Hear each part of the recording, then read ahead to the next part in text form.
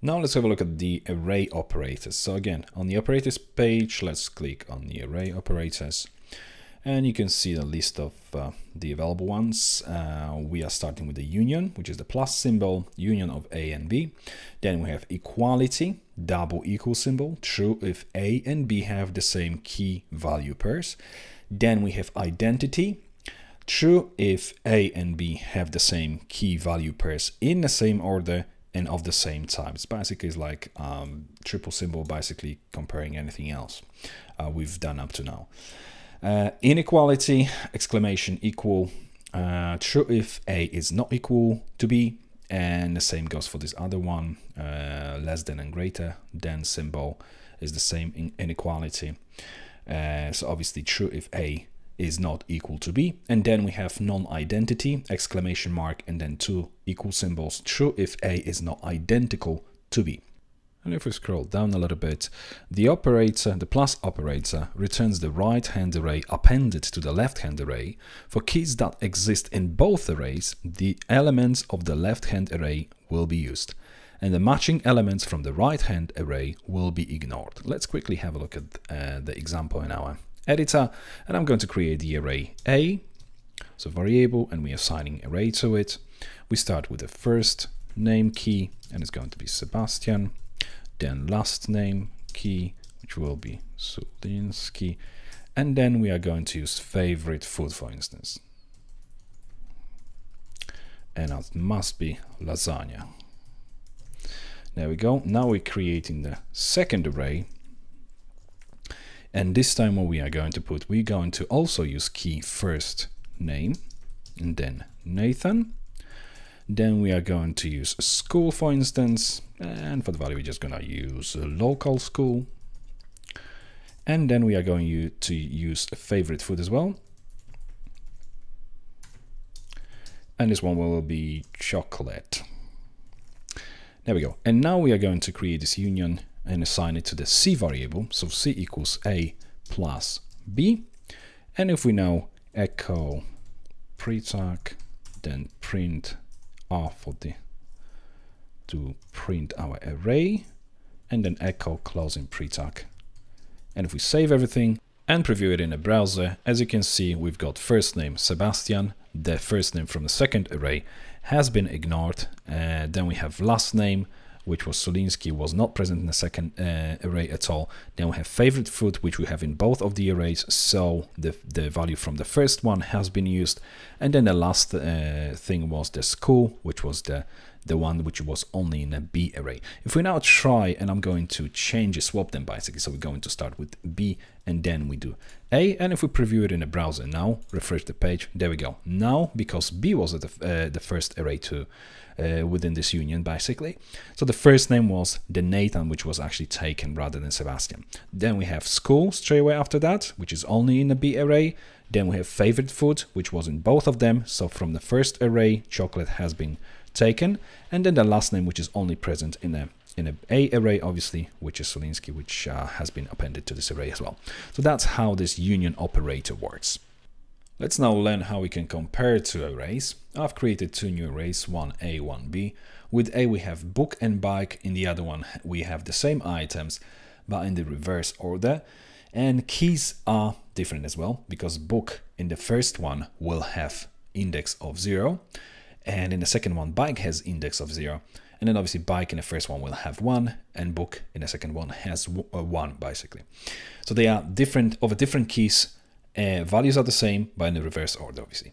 So what we're going to do now is check using var dump whether the two are the same, equal basically. So we check A, double equal symbol, and B. We are not checking for identity.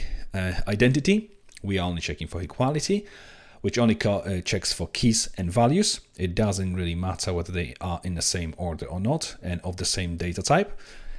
And let's quickly check what we are going to get with this one. If we refresh the page, we get false, and this is because keys are different here. Book has 0 by default, as you may remember, when we are creating arrays, we just specify the values.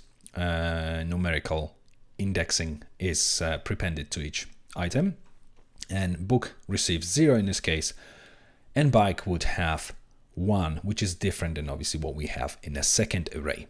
If we now try and change these keys for bike and book, let's for bike replace it with 1 and for book with 0, which would match the keys. If we save it, obviously the order is still different, but keys are matching. So if we go back to our browser, refresh the page, and it returns true. So this evaluates to true. Now let's change the type of the index in the second array of one of the items. Let's take this book item to string. Rather than having this as an integer, we're going to change it to string. And remember, we're still using just equality comparison here. So if I refresh the page, I'm still getting true because equality doesn't check for data type. But if we change this to a triple equal symbol, which checks for identity, and refresh the page, it gives us false. First of all, because this item is now of a string type as opposed to being the integer type, which would basically which is basically represented by this item in the A array. Second of all, because our items are in the reversed order, basically they are not in the same order as the items of the first array. So let's now remove this string. Basically let's make it an integer. Even though we've made it an integer, if we compare it, it's still false because now one of the conditions, which is basically the order, hasn't been met. But if we move these items around like this, I'm going to put book first and bike second, the same way as they are in the A array, and if we now check, this will now give us true. So that's basically how you compare for equality and identity of the arrays.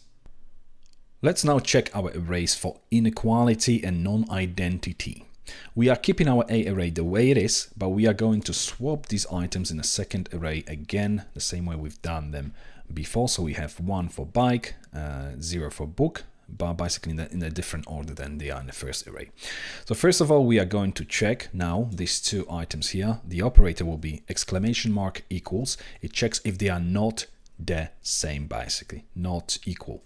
And if we refresh the page, it tells us that it's false because they apparently they are.